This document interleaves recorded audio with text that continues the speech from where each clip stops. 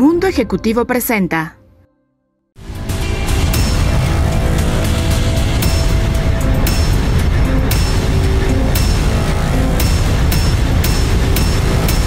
Mundo Ejecutivo presenta Trinchera Empresarial TV, en guerra por nuestros empleos.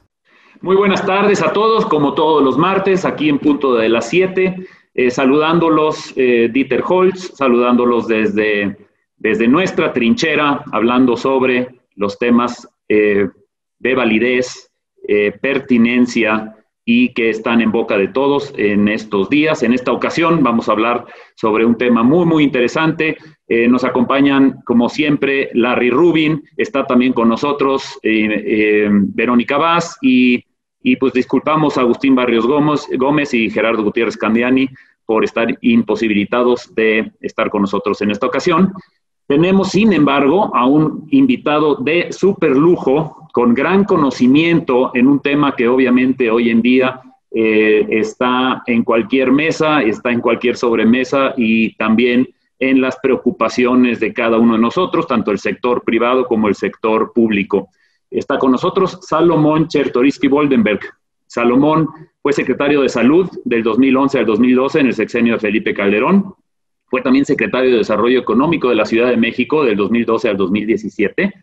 Contendió por la regencia de la Ciudad de México en el 2017 y actualmente, muy importante, un contrapeso muy significativo, es presidente del Consejo Consultivo Ciudadano Pensando en México. Un gran nombre para una iniciativa que pretende poner sobre la mesa cuestionamientos y soluciones a temas de validez. En este caso, pues obviamente el tema de salud. Platicaremos con Salomón sobre esta iniciativa que él preside, qué tanta influencia puede llegar a tener, qué obstáculos se ha enfrentado, y después pasaremos directamente a un tema muy importante. Si el sistema de México, el sistema de salud, tiene una política pública bien pensada, sí o no. Nosotros vemos que lo sufrimos como todos los ciudadanos. Yo creo que tanto los ciudadanos con más escasos recursos como ciudadanos con recursos sufren la falta de un sistema público de calidad y muestra de eso es los estudios internacionales de eficacia que nos ponen en un lugar alrededor del lugar 70, que pues realmente si somos la economía 13 del mundo, pues estar en el lugar 70 rankeado en la eficacia del sistema de salud, pues obviamente no es bueno para nosotros mexicanos, ¿no? Sobre todo con una población aún joven, es decir, que en los próximos años, si no tenemos una plataforma del sistema de salud sólida, pues nada más se van a empeorar las deficiencias conforme vaya envejeciendo la población. En Latinoamérica, México apenas se cuela entre los 10 primeros, con Chile, Costa Rica, Uruguay a la cabeza por mucho, pero inclusive El Salvador mejor rankeado que México. Esto sabemos que no es consecuencia del gobierno actual, sabemos que hay décadas y décadas en México de una mala planeación y una sobrecargada corrupción en los sistemas de salud, pero de todo eso platicaremos y sobre todo en un inicio entender este gran movimiento que preside Salomón. Salomón, adelante, platícanos un poco. Gracias, Dieter. Te saludo con mucho gusto. Vero, Larry, qué gusto estar esta noche con ustedes. Una de las cosas que desde que inició esta administración han estado latentes es que al gobierno actual no le gusta las organizaciones de la sociedad civil, no le gusta el conocimiento y la especialización, y no respeta mucho la pluralidad. El Consejo Consultivo Ciudadano Pensando en México tiene como objeto primordial el abrir un espacio serio, responsable, de diálogo reflexivo, respetuoso para las organizaciones de la sociedad civil, para el conocimiento y los especialistas y las especialistas en los diferentes temas, y para la pluralidad. Es decir, México es un país muy grande, es un país donde muchas y muchos pensamos cosas diferentes, no es un país de un grupo en el gobierno y de una oposición, Es un país de muchas oposiciones, de muchos grupos de pensamiento, de muchas ideas que convergen en la arena pública.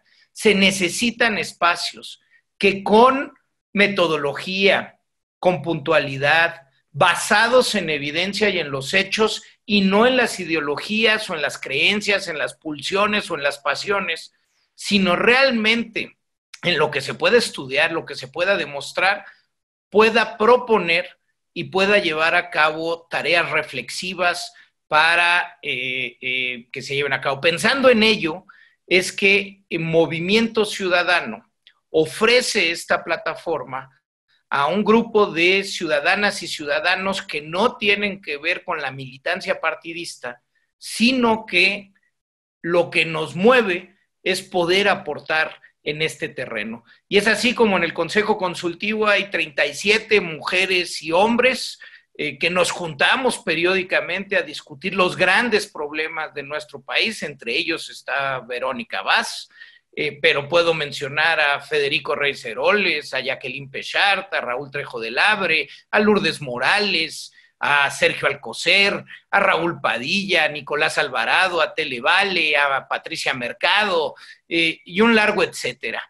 Hombres y mujeres, cada uno especialista en sus temas, que nos juntamos, insisto, a dialogar, a pensar los grandes temas de nuestro país y sobre todo a proponer. Hemos discutido y hemos reflexionado, hemos escrito sobre temas de economía, temas presupuestales, temas migratorios, Larry, y de nuestra relación bilateral, temas de educación, Dieter. Hemos dialogado mucho, ahora sí que por pues la realidad que nos está tocando vivir, los temas de salud, sobre los cuales estaré encantado de platicar mucho más a fondo, pero insisto, sumarizo, el objetivo de Pensando en México es poder tener un espacio donde la reflexión basada en evidencia sea la norma y la propuesta respetuosa, sin estridencia, sea el camino para poder enfrentar un diálogo que permita construir una mejor posibilidad de país. Excelente, Salomón. Pues yo creo que estos foros, como Trinchera Empresarial, apartidistas, pues buscan precisamente alimentar a nuestra querida audiencia con conocimiento de alternativas, con conocimiento de lo que está bien actualmente, de lo que podría estar mejor y sobre todo sembrar esa pequeña semilla de coparticipación. Creo que en nuestra audiencia hay gente muy relevante y con mucha energía para tratar de colaborar en los cambios que se requieren. Y no me refiero a los cambios políticos, me refiero a los cambios que hagan un bien para la población de México. En ese sentido, pues entremos a tu área de experiencia o una de tus áreas de experiencia, que es la salud en México. Estábamos hablando en mi introducción, mencioné que realmente tenemos un sistema de salud deficiente que se ha ido acumulando por décadas. No tenemos un sistema que está listo para atender a la población.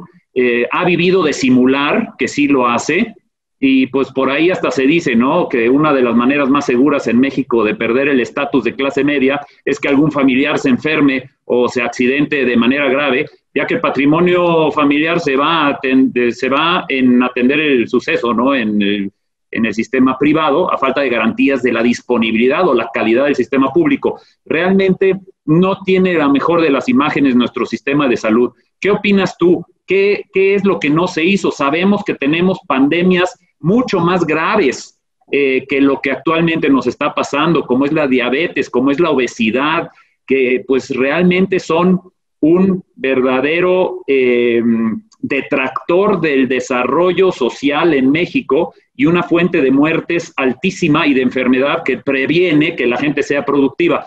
¿Qué es lo que dejó de suceder en el sistema de salud y cómo podemos recuperarlo, Salomón? Mira, Dieter, déjame, y qué bueno que tenemos un foro abierto, y con el aprecio y el respeto que te tengo desde hace muchos años, déjame decirte que estoy completamente de desacuerdo contigo. En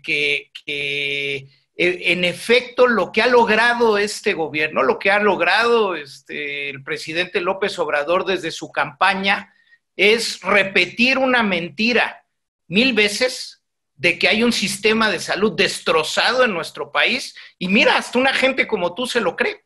Y eso es muy sorprendente. Digo, para mí es realmente una cosa muy sorprendente, porque el sistema de salud de México se fue construyendo a lo largo de muchas décadas, y México en el 2018 tenía un sistema de salud lejos, lejísimos de perfecto, y esas son las cosas a donde podemos entrar. ¿Qué se podía hacer? ¿Cómo se puede mejorar? ¿Dónde están los retos? ¿Dónde están las oportunidades? Pero el sistema de salud público en México, para un sistema de 128 millones de mexicanos, con lo poco que este país le ha invertido a lo largo de los años al sistema de salud, México tuvo la construcción de un sistema de salud, por lo menos desde los años 80, en que encabezó la salud el maestro Guillermo Soberón, que acaba de fallecer hace una semana. Y en lo sucesivo, después de Guillermo Soberón, con Jesús Cumate, Juan Ramón de la Fuente, José Antonio González Fernández, Julio Frenk, José Ángel Córdoba Villalobos, un servidor, Mercedes Juan y el doctor José Narro, hubo una historia de continuidad y de construcción en el sistema de salud. Oye, Salomón, perdón por interrumpirte. ¿Por qué entonces está México en uno de los últimos lugares del mundo en número de camas por 100,000 habitantes? Esa es una muy mala base para medir a México y para usarlo como referencia. En efecto, cuando vemos las estadísticas de la OCDE y lo que medimos es número de médicos por habitante, número de camas por habitante, pues pareciera que ante los países, insisto, de la OCDE e incluso de algunos países latinoamericanos, la estadística como tal se puede ver mal. Primero, Dieter, lo más importante que hay que ver es la atención, la esperanza de vida y cómo ha crecido, el tipo de padecimientos que antes se tenían que atender y los que hoy se atienden. Les voy a dar algunos números que me parecen relevantes, porque otra vez pareciera esto que decía Dieter, que no se atiende. A ver, todos los días, el sistema de salud mexicano atiende a 1 millón de personas, el sistema público, porque hay que decirlo también, porque esa es también una falsa interpretación. En materia de intervención, en cuanto te tienes que quedar en un hospital, el segundo nivel, ¿no? Por una causa sencilla, o bien una intervención de mayor envergadura, como son los cánceres, o un infarto agudo al miocardio, más del 95% de las mexicanas y los mexicanos se atienden en un sistema público. 4,500 niñas y niños nacen todos los días en hospitales en nuestro país. 4,500 niñas y niños nacen y nacen bien y se les atiende. En México se realizan 12,000 cirugías, más de 100,000 mexicanas y mexicanos se atienden en urgencias. Y no solo eso, a partir del 2003, con la creación del Seguro Popular, se fue inyectando más recursos, se fueron construyendo más unidades médicas. A mí me tocó iniciar, supervisar, terminar más de 2,000 nuevos hospitales y unidades médicas. Pero cuando vemos nada más el número de médicos o el número de camas, no atendemos a la comparación con los países de la OCDE de cuál es nuestra realidad demográfica y epidemiológica. México es un país muchísimo más joven que los otros países de la OCDE. La mediana de nuestra población es aún de 29 años. No quiere decir que no nos tengamos que preparar para un futuro de envejecimiento y un futuro de enfermedades crónicas no transmisibles como ya lo tenemos, pero la realidad es que la radiografía de la salud de México se tiene que ver con nuestras propias necesidades y con nuestras propias realidades, y se tiene que ver además de cómo se fue construyendo el sistema de salud. Insisto, en el 2018 el sistema de salud de nuestro país, lejos de perfecto, como ya lo decías, con espacios en donde algunos gobiernos estatales desviaron recursos, pero no solo de salud, desviaron recursos de lo que fuera. Ahí no es un tema del Seguro Popular, es un tema de los rateros, y a los rateros hay que castigarlos, y en las reglas de los sistemas hay que cerrar las oportunidades para la corrupción. Pero cuando se confunde el diagnóstico, cuando se confunden las causas, podemos hacer lo que se hizo en estos primeros años de gobierno, que es, como decía mi abuelita, tirar el agua sucia de la bañera con todo y el niño. Es decir, pues hubo algún gobierno estatal que desvió recursos de salud o había algunas fallas, pues entonces termina con el sistema. Y ahí es donde empiezan nuestros grandes problemas en estos últimos 2 años. Había muchísimas cosas que hacer y lo podemos platicar. Teníamos que pasar de un sistema que se construyó para ser curativo a un sistema sobre todo preventivo. Tenemos que pasar a un sistema que atienda con mayor calidad, con mayor homogeneidad. Se necesitan más recursos, se necesita que las capacidades instaladas de los diferentes sistemas e institutos se pueda aprovechar para todos. Y hay muchas otras cosas que hablar, lo podemos seguir haciendo en los siguientes bloques, pero para mí sí es bien importante, Dieter, porque además porque me la creo, porque estuve ahí, porque lo conozco a fondo, porque conozco cómo más de 1 millón de mujeres y hombres trabajan todos los días para entregarse a la salud. El sector salud de nuestro país era uno de los orgullos que habíamos. Muy bien. Salomón, vamos a irnos a corte. Yo me quedo con una reflexión que es precisamente el valor de este gran foro de Trinchera Empresarial, desmitificar algunas de las cosas que están permeadas como supuesto conocimiento. Ahora yo creo que hace falta un cabildeo más fuerte entonces con las organizaciones mundiales como la Panamericana, etcétera, que precisamente nos colocan en el 10º lugar en Latinoamérica, con países como El Salvador adelante de nosotros, o en el lugar 70 a nivel mundial. Pero bueno, eso será porque no conocen a detalle el sistema de salud en México y las necesidades que tienen. Con eso, audiencia, nos vamos a un breve corte comercial para permitirle a nuestros patrocinadores expresarse y regresamos con Vero Vaz.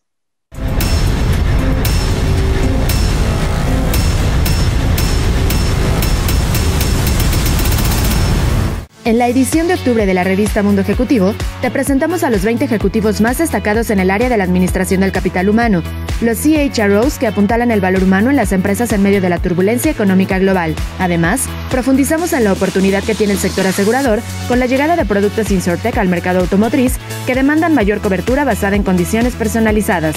Asimismo, hablamos del segmento de flotillas, el cual se despliega con éxito como el puntero de las divisiones en el sector de transporte gracias a la telemetría y a los productos primarios que entregan, de cara a la reactivación económica del país. En este número también escribe en exclusiva Julio Velázquez, director de Google Cloud México, quien revela cómo la inteligencia artificial es una herramienta para innovar en medio de la incertidumbre. Igualmente te presentamos un especial sobre los avances, promesas y su llegada a nuestro país de la vacuna Sputnik V de la mano de la farmacéutica Landsteiner. Consulta la edición digital de la revista Mundo Ejecutivo en nuestro sitio web o descarga el ejemplar completo en nuestras redes sociales.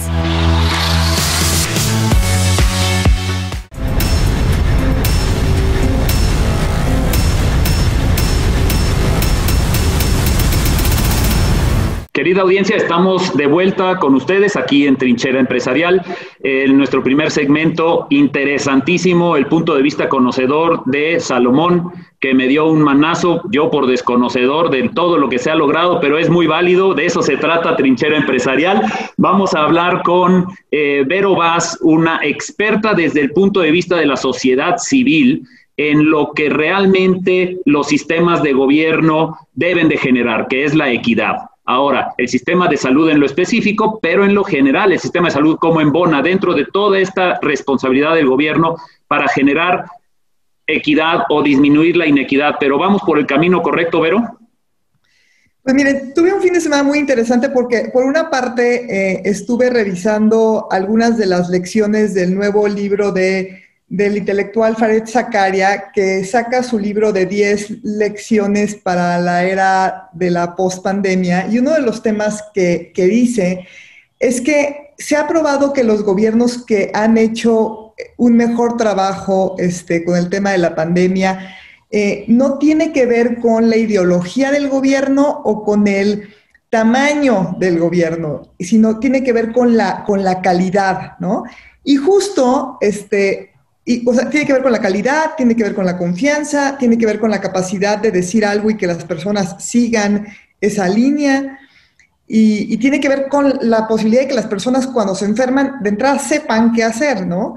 Y entonces estaba yo revisando eso y después revisé el libro en el que participa Salomón. Justo es un esfuerzo del Consejo Consultivo Ciudadano Pensando en México, ¿no?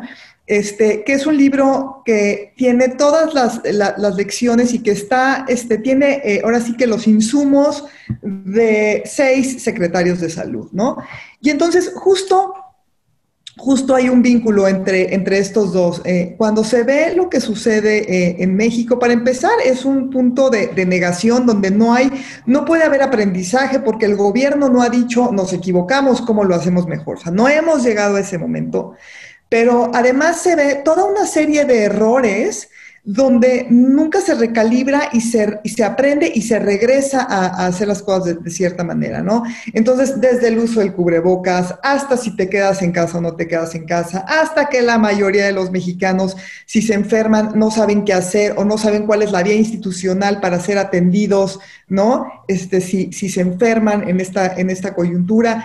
Entonces, lo que se ve es un gobierno absolutamente ineficaz para poder atender esto, ¿no? Desde el tiempo que se tardó en conseguir los insumos y bueno, hasta ahorita, ¿no? Que estamos viendo en el tema del presupuesto, tema de que cuánto se le va a destinar, si sí, si no, y muchas de las lecciones además, y también eso viene en este reporte, vienen de lo que están haciendo los gobiernos locales, ¿no? Entonces es también muy, muy interesante ver cómo a nivel federal hay una enorme ineficacia, sin embargo, a nivel local hay gobiernos que le están haciendo mejor que otros. Pero uno de los temas que más preocupan es cómo esta crisis profundiza la inequidad, cómo las personas que tienen mejores posiciones tienen más posibilidades de quedarse en casa, el tema del acceso a tener a crédito, el tema de poder ser tratado de diferente manera cuando se llega a ser atendido por un doctor. Entonces, desde eso hasta el tema de la educación, ¿no? ¿Qué va a pasar en este año o 2 años o no sabemos cuánto que no se va a poder ir de manera presencial y cómo eso abre una brecha en la inequidad? Entonces, sí vemos un gobierno que no está pudiendo atender esto de una manera eficaz y que tampoco está aprendiendo y que tampoco está escuchando. Entonces, ahí me gustaría cerrar. Sí, muy bien, pero entraremos con Salomón al momento que ahora nos atañe, que es el tema de la pandemia, para ver su punto de vista y qué se debería de hacer para corregir rumbo. Pero antes, con Larry, hay muchas diferencias entre países como Estados Unidos y México. Sin embargo, hay algunas similitudes en algunas dolencias, ¿no? Bueno, ahora obviamente la pandemia que le duele a todos, pero en los sistemas de salud sí hay algunas cuestiones que son similares, sobre todo en pues aquellas pandemias que ya conocemos, ¿no? Como la obesidad, como cuestiones que son más incluyentes de otras razones, no nada más de si tienes un sistema de salud bueno o no. Sabemos muy bien que en México el sistema de salud preventivo básicamente no existe. Salomón está muy correcto en decir que México es punta de lanza en muchos tratamientos de enfermedades graves, pero la medicina preventiva que hoy en día y conforme vaya envejeciendo la población, pues cada vez surge mayor importancia. ¿Cómo estamos en esas cuestiones comparados con un país como Estados Unidos, Larry? Pues justo parte de lo que yo quería comentar con Salomón, sabiendo que diabetes, obesidad, son dos de las enfermedades que aquejan no nada más a México, como también lamentablemente punta de lanza junto con Estados Unidos, y obviamente ponen un ejemplo fatal para el mundo, pero ¿qué se puede hacer, Salo? ¿Por qué esas tasas de obesidad, esas tasas de diabetes en México, en Estados Unidos? Obviamente, pues por lo que está comiendo el mexicano, ¿no? Y ahí es donde empieza este severo problema. Pero ¿qué se puede hacer? Porque lo importante no es tanto ver hacia atrás, sino ver hacia adelante. ¿Cómo puedes ayudar a este hemisferio a mejorar su salud, que obviamente en sus hábitos alimenticios están pésimos? Muy bien, me parece bien y para no irme como decía Larry, a lo que invitas de platicar del pasado y cómo ha sido y la relación, porque pues no importa qué tan grande el muro, los virus no respetan a los muros pues una sexta parte de nuestra población se encuentra en los Estados Unidos y padece, como decía Dieter, pues de los mismos temas que padecemos aquí, y son temas comunes. Entonces, para adelante, ¿cómo? Porque en efecto, los problemas que hoy aquejan a la salud requieren de un sistema que se concentre, como decía Dieter, en la prevención. Déjenme tratar de explicar esto porque pues parece un cliché ya decir la prevención. Pues sí, pero ¿qué significa virar un sistema preventivo? Generar un sistema preventivo. Y déjenme tratar de ir ahora sí que por las piedritas. Primero, lo primero que hay que entender es que un sistema preventivo está fuera de la clínica y el consultorio. Es decir, donde se previene es antes de llegar al médico, es donde se tiene que realizar una parte importante en las comunidades, en el hogar, en el lugar de trabajo, en las colonias. Es ahí donde se tiene que hacer una parte fundamental del tema preventivo. Y el tema preventivo se tiene que dividir en dos. El primero es hacer aquellas cosas que nos reducen la probabilidad de padecer alguna enfermedad. Por ejemplo, pues todos sabemos que el tabaco hace daño. Aquí no hay que cuánto fumas, no. Fumar un cigarro hace daño. Lo sabemos todos. No es un tema de información, no es un tema que no se conozca, no es un tema en donde no se haya tratado de incidir en la política pública a través de impuestos, a través de restricciones en los lugares públicos, a través de hologramas etiquetados o lo que quieran llamarlo. El cigarro hace daño. Bueno, ¿qué pasa entre que se tiene toda esa información en donde ya se realizaron las políticas públicas que parecieran pertinentes y se tiene que llevar todo ello a la acción? Es decir, que para alguien decidir dejar de fumar sea realmente un tema de responsabilidad individual, sabiendo lo difícil, sobre todo cuando existe una adicción. ¿Qué pasa entre la información y la acción? Les pongo otro ejemplo muy concreto. Fíjense, cuando hacíamos encuestas entre jóvenes de 15 y 29 años de utilización de condón, todas las muchachas y los muchachos que contestaban la encuesta sabían cómo se usaba, para qué servía, cómo se pone, por qué lo debes de usar, etcétera, etcétera. 99.7 sabía contestar perfectamente bien esto, tenían la información, pero 1 de cada 3 mujeres y 1 de cada 2 hombres no utiliza un condón en su primer relación sexual. ¿Qué pasa entre que tienes la información y esa información la llevas a la acción? ¿Cómo generamos responsabilidad en cada individuo y en la comunidad para tomar las acciones, insisto, de la información que existe? Entonces, la primera parte de la prevención es cómo formamos diferente a las mexicanas y a los mexicanos, a los mexicoamericanos, para que tomen definiciones diferentes. Ese es el primer paso en términos preventivos. El segundo aspecto de la prevención es el revisarte, el llegar a la unidad médica, a tu médico de primer contacto, a tu doctora, con oportunidad. Normalmente no somos muy dejados. No, tenemos ahí un tema de que miedo, mejor pues si no voy no me detecta nada, sabemos que tenemos que ir al dentista, es horrible ir al dentista, pero sabemos que tendríamos que ir al dentista 1 vez al año y no vamos hasta que nos duele. ¿Cómo le hacemos para que la consulta de sano a lo largo de mis diferentes etapas de vida sea una realidad? Cuando están los niños, la verdad es que los papás y las mamás llevamos a los niños en sus primeros años de vida a que se les apliquen sus vacunas, a que se les hagan sus chequeos y un tiempo después, pues podemos seguir cuidando a los niños. Pero ya cuando empiezan los niños a ser jóvenes y ellos tienen que empezar a tomar sus definiciones de ir cuando están sanos al médico y después cuando eres adulto, tú saber que tienes que ir de manera periódica en las diferentes etapas de tu vida a checarte, es algo que nos cuesta mucho trabajo. Ahí tenemos que hacer dos cosas. Perdón. Sí, lo que iba yo a comentar es que, perdón, Larry, porque seguramente tú tienes opinión acerca de lo que dice Salomón, pero pues yo creo que es algo tan multifactorial, Salomón, que no tiene que ver nada más con el sistema de salud, ¿cierto? Porque es una cuestión de educación y es una cuestión de civismo, de respeto por ti mismo y respeto al prójimo, obviamente. Cuando tú estás sano, pues respetas también a la gente que está a tu alrededor.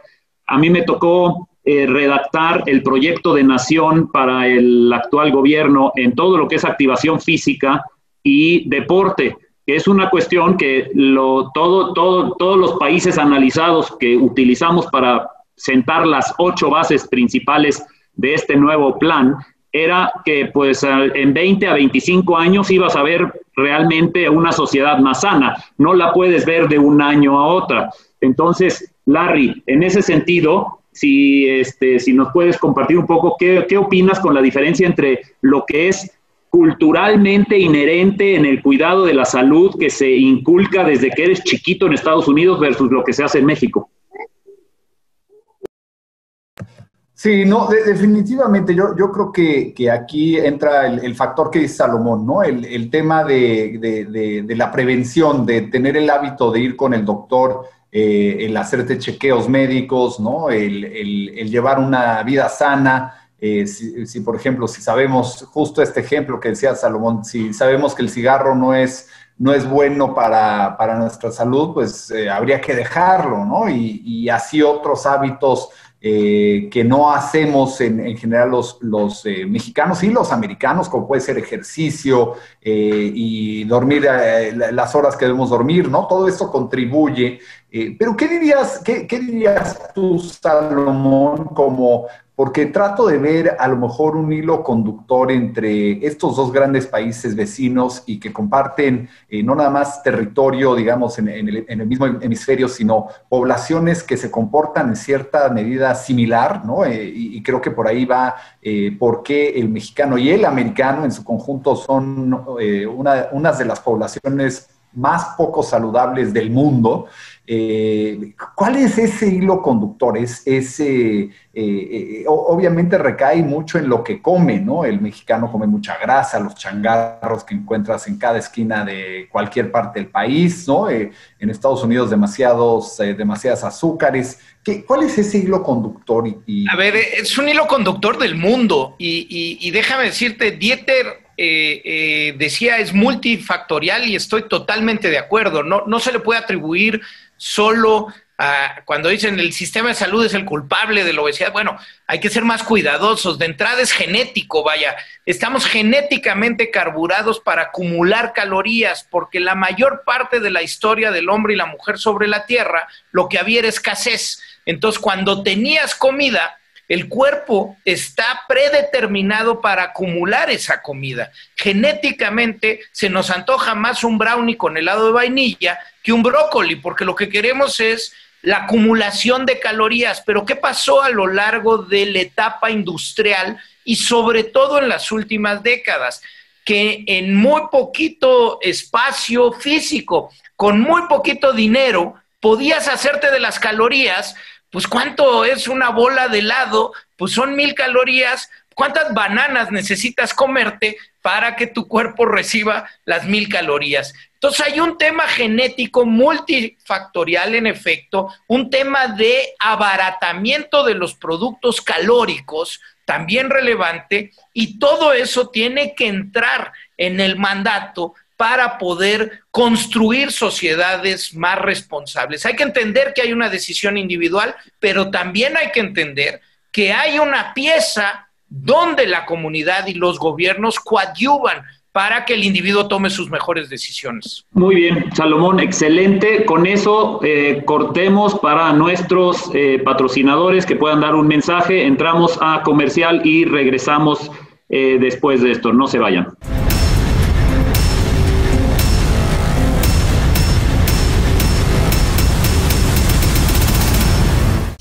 Conoce el único Marketplace First Class que tenemos para ti. Encuentra lo que deseas en cualquier momento y desde cualquier lugar en Mi Shop, el sitio donde tendrás productos de la mejor calidad como alimentos, licores y una asombrosa galería de arte con piezas de los artistas más importantes del gremio. Visita nuestra página mishop.com.mx y comienza a disfrutar de nuestros exclusivos productos. Tus compras por internet nunca te habían dado tanto prestigio.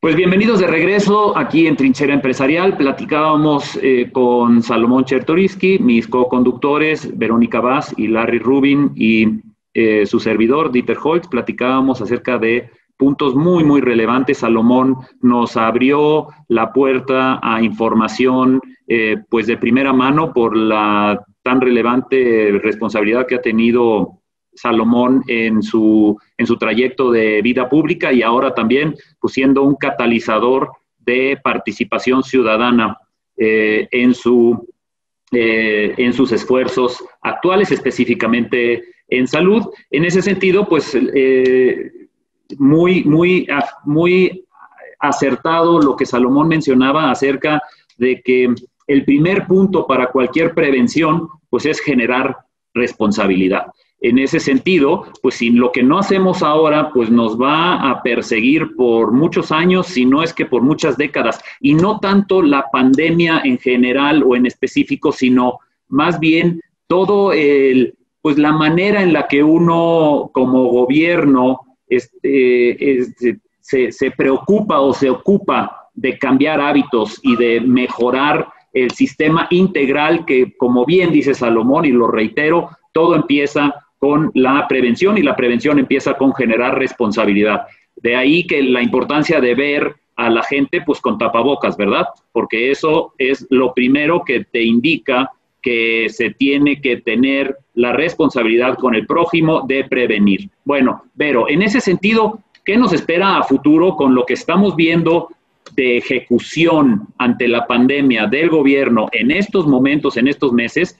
¿Qué nos espera a futuro? Porque pues pandemias van a seguir viniendo, ¿no?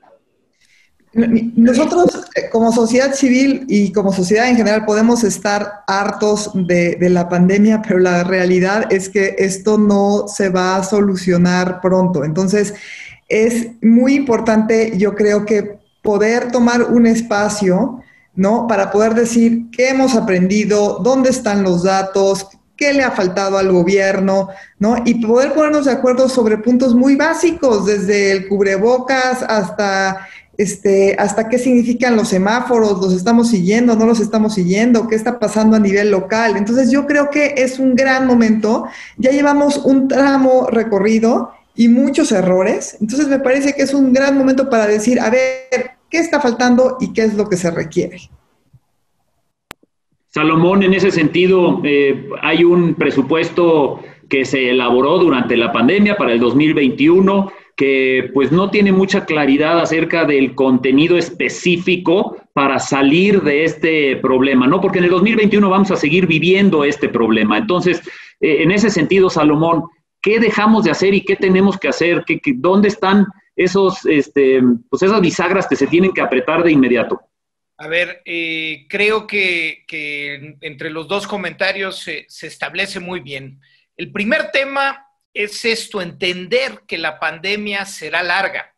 Aún si llega alguna vacuna o algunas vacunas, que yo creo que es muy probable que lleguen, la vacuna es un coadyuvante más. Muy pocas veces en la historia una vacuna ha sido una silver bullet y a partir de esa vacuna ya se logra, si se vacuna a todos, terminar con una enfermedad. Esto ha pasado con la polio, con la vacuna primero de Jonas Salk y después con la Sabin.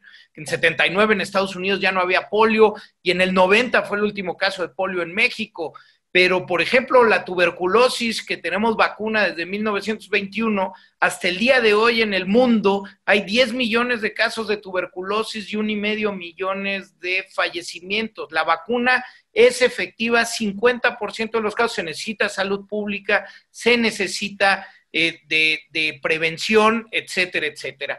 Hay que entender que va a ser largo, aún con vacuna. El falso triunfalismo, el ya se domó, ya se terminó, esto ya pasó, nos lleva a relajar las medidas. Eso es lo primero. Lo segundo, esto que decía Vero es importantísimo, la capacidad de recalcular, de pivotear, de aprender de lo que no conocíamos antes, incorporarlo y retomar las decisiones. Déjenme ponerlo así de manera muy simple. Es como en el Waze, cuando sales de casa y le pones la dirección a la que quieres llegar y te dice, pues esta va a ser tu ruta y vas a hacer 27 minutos. Pero sales de tu casa y de repente recalcula el Waze y te dice, pues ahora vas a hacer 41 minutos porque hay mucho tráfico y te sugerimos que te vayas por esta otra ruta. El tomar esa otra ruta hace caso de la nueva información, de la nueva inteligencia. Si quieres llegar a tu destino, más te vale que le hagas caso a la nueva información. ¿Qué nos ha pasado en nuestro país? Que a pesar de la nueva información, a pesar de las experiencias que han vivido otros países y los aprendizajes que nos han dejado esos países, no hemos querido recalcular desde que la pandemia inició. Digo algunos puntos fundamentales que necesitamos replantear en lo inmediato. Ya hablaba de hacer conciencia de que esto será largo, pero hay que hablar de que necesitamos más y mejor información y para ello necesitamos hacer muchísimas más pruebas de las que estamos haciendo. Si no conocemos quién está infectado, si no trazamos para ver los contactos de quien está infectado y ver esos propios contagios y empezamos a hacer una epidemiología de mucho más precisión, simplemente va a ser muy difícil que se controlen los contagios y por ende los fallecimientos. Si Salomón, perdón por interrumpirte, pero me interesa mucho ese punto de vista que acabas de tocar, una estadística que no miente. Tenemos alrededor de 11.500 pruebas por millón de habitantes, que es lo mismo que hace Bangladesh o lo mismo que hace Indonesia, y tenemos países que tienen 280, 270, 250, 180 en algunos países latinoamericanos, 180,000 pruebas por cada millón de habitantes, y nosotros nada más 11.500. ¿Cómo pensamos que podemos tratar algo si no estamos viendo dónde está el problema o quiénes están infectados? Así es, Dieter, y es en dos sentidos, yo diría, el tema de las pruebas. El primero es en efecto este que dices, si no tenemos información, hoy que además sabemos la importancia que juega en la dispersión del virus los casos asintomáticos, los casos que no saben ellos mismos que están infectando a otras personas, sin información es como ir a ciegas en una navegación. Se necesita información para poder hacer buena política sanitaria y desde que inició la pandemia no hemos tenido buena información. El segundo punto es el que decía, a partir de hacer pruebas, tú tienes la posibilidad de trazar a los contactos de los casos positivos, también hacerles pruebas y entonces tú vas viendo los núcleos que debes de confinar para evitar la dispersión del virus. Estamos entrando en una etapa que va a ser seguramente muy complicada, porque no tenemos esto que decían, no tenemos las pruebas, y entramos ya a la época invernal. La época invernal trae aparejado enfermedades respiratorias, trae la influenza estacional, y con ello se puede generar lo que se conoce como una sindemia, es decir, que dos o más epidemias circulen al mismo tiempo. Ya tenemos los primeros casos de influenza H1N1 con SARS-CoV-2. Cuando esto sucede en los próximos meses, cuando ya estamos en pleno desconfinamiento de la población, la severidad con la que nos ataquen los males respiratorios puede llevar a que se complique la atención para los pacientes. En ese sentido, es urgente que también tomemos la definición de hacer una campaña extraordinaria de vacunación antes de que termine el año, etcétera. Otro punto que hemos negado desde hace varios meses y que es fundamental, son estas medidas tan sencillas y reiteradas, pero una en particular, el uso del cubrebocas. Es fundamental, esa es la vacuna que sí tenemos hoy. Fíjense, y otra vez en memoria de nuestro premio Nobel de Química de Mario Molina, que falleció también hace algunos días. El 15 de mayo, Mario Molina vino a presentar el estudio, el primer estudio científico en donde se podía ver que la forma de transmisión más importante y eficaz de este virus era la aérea, que no era como habíamos pensado en un principio, que si tocábamos los objetos y después nos tocábamos nariz, boca u ojos, no, que la forma más efectiva de transmisión era la aérea y que por tanto lo que tendríamos que haber hecho es desde ese mediados de mayo mandatar el uso del cubreboca en todos los lugares públicos cerrados de nuestro país. Si eso lo hubiéramos hecho desde mayo, al día de hoy serían más de 35,000 vidas que se perdieron, que se hubieran salvado. De esa es la dimensión que estamos hablando, pero otra vez, como decía Larry, ya no ha pasado para el futuro. Bueno, tenemos que mandatar el uso del cubrebocas.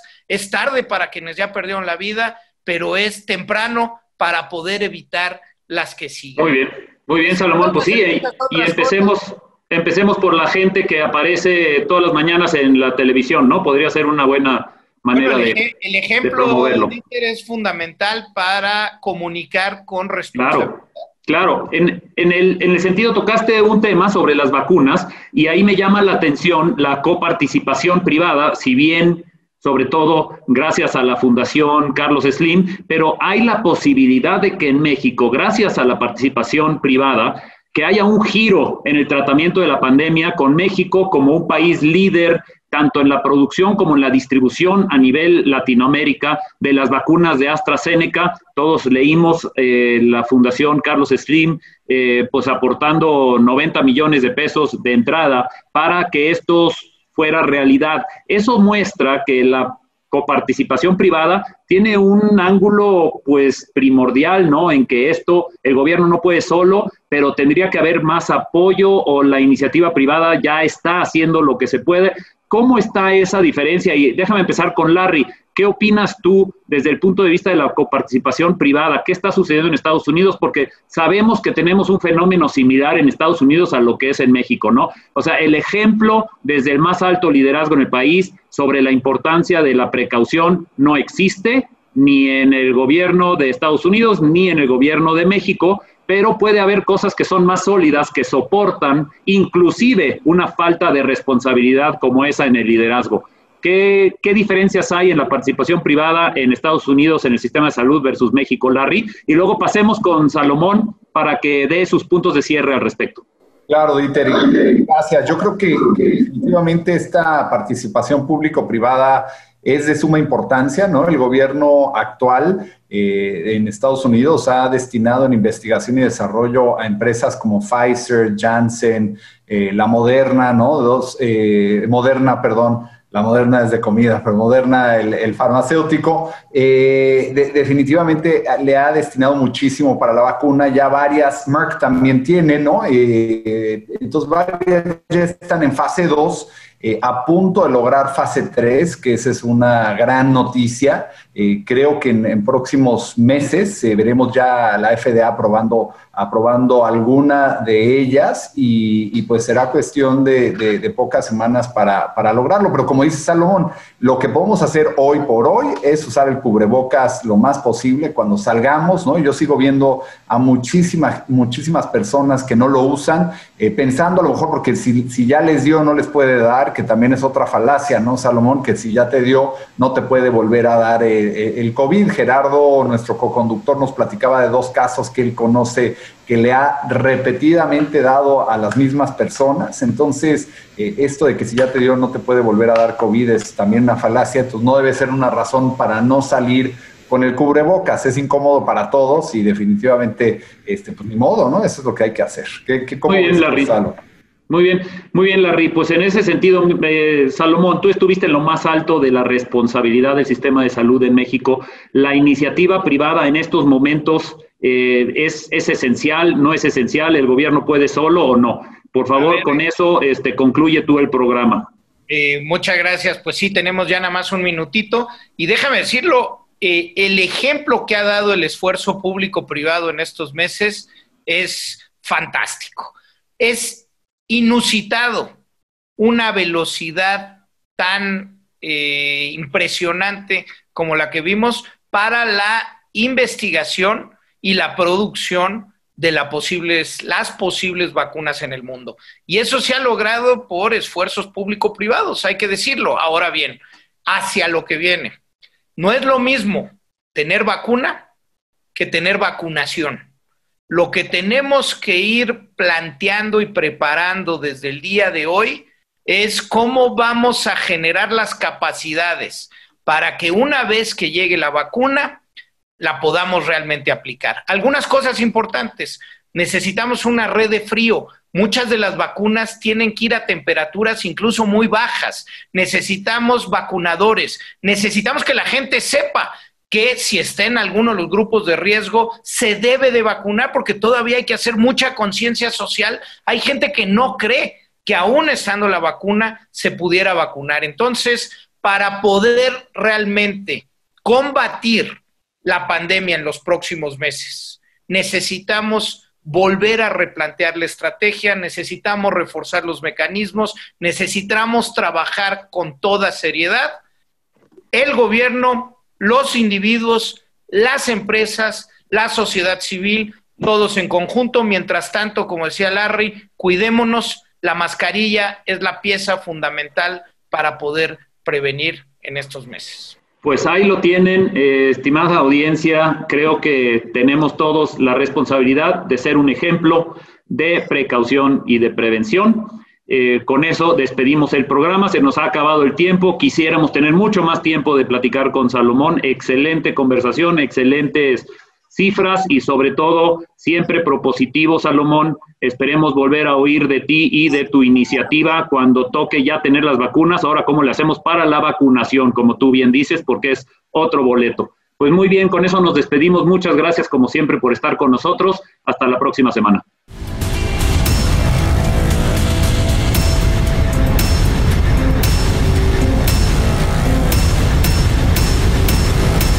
Mundo Ejecutivo.